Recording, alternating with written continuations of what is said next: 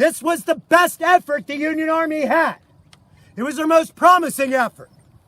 They got to the Confederate lines. They broke through the Confederate lines. And they were perilously close to making the entire Confederate line untenable.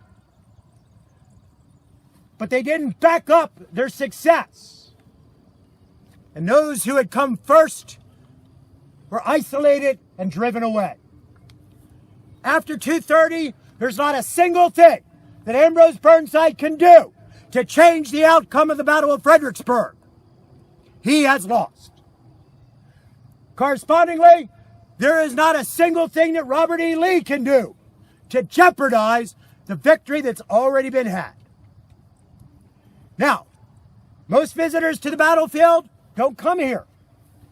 In fact, you guys are probably the only ones who have ever gone down there, to the best of our recollection.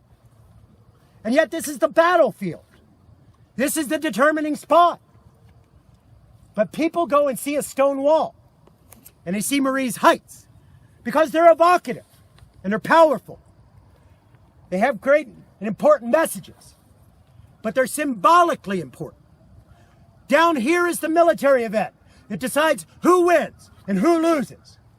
Marie's Heights decides by how much.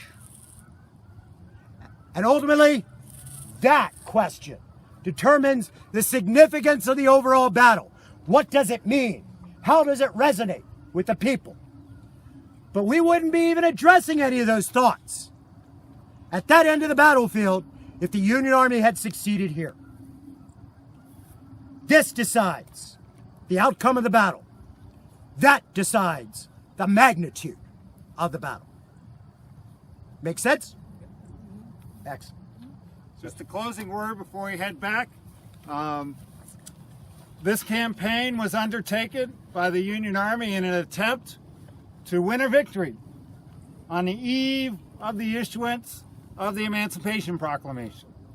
The victory was not had, but the Emancipation Proclamation went forward as a very controversial social change in America. Extremely controversial. We've seen social change in our time. You know how it works. You know what it sounds like. It was exactly the same, but more intense in 1863.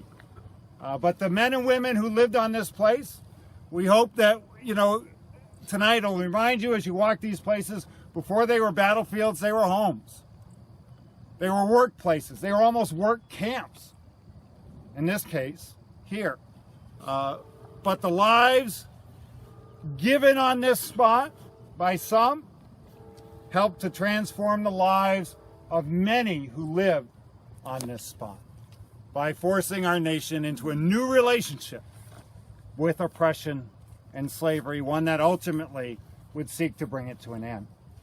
So all of these things come together. And we don't have a lot of buildings or spaces that speak to the experience of those who lived on this land, especially the enslaved people. So in fact, this is one of the very few places where we can stand and say, here, right here. And it's the best place of all to understand that nexus between what happened here on December 13th, 1862, and the fate and nature of our country.